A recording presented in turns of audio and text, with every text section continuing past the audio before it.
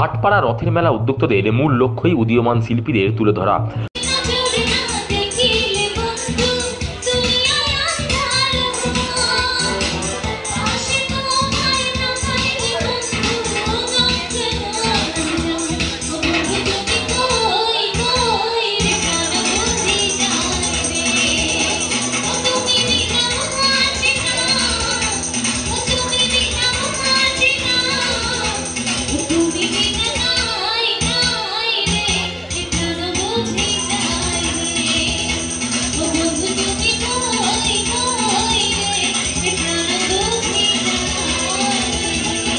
রথের মেলা মানেই গরম জিলিপি, পাঁপড় আর বাদাম ভাজা খাওয়া।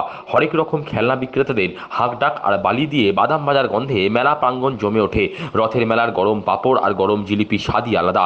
এর সঙ্গে জড়িয়ে রয়েছে অনেকের ছোটবেলার স্মৃতি। সেই স্মৃতির টানেই পাঁপড় জিলিপি কিনতে কচিকাচাদের সঙ্গে নিয়ে বাড়ির বড়রা আজও ঢু মারেন রথের মেলায়। যদিও ভাটপাড়া পুরসভা ৩ নম্বর ওয়ার্ডের মোকামতলার জগন্নাথ ঘাটের উল্টো রথের মেলার আলাদা বৈশিষ্ট্য আছে।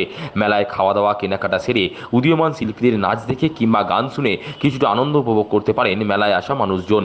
মেলার অন্যতম উদ্যোক্তা প্রাক্তন কাউন্সিলর মোহন দাস বলেন, এলাকার মানুষের দাবি মেনে আজ থেকে 7 বছর আগে মোকামতলা জগন্নাথ ঘাটে উল্টো রথের মেলা চালু করা হয়েছিল। মেলা মানেই হরেক জিনিসের দোকান আর খাবারের স্টল। যদিও এখানকার মেলার আলাদা একটা বৈশিষ্ট্য আছে।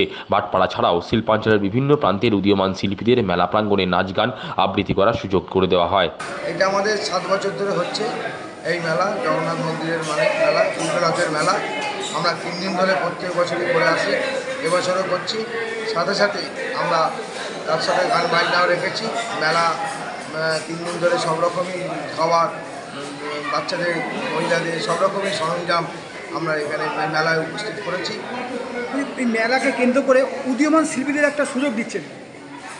হ্যাঁ, এটা দিচ্ছি কেন, মেলা করতে গেলে যদি আমরা এই সাংস্কৃতিক অনুষ্ঠানটা যদি না রাখতে পারি তাহলে কিন্তু মেলা পরিবেশটা পাল্টাবে না। যার জন্য আমরা সাংস্কৃতিক অনুষ্ঠানটা সব রকমই আর্টিস্ট, বিশেষ করে মহিলা সিঙ্গারদের আমরা সুযোগ করে দিয়েছি।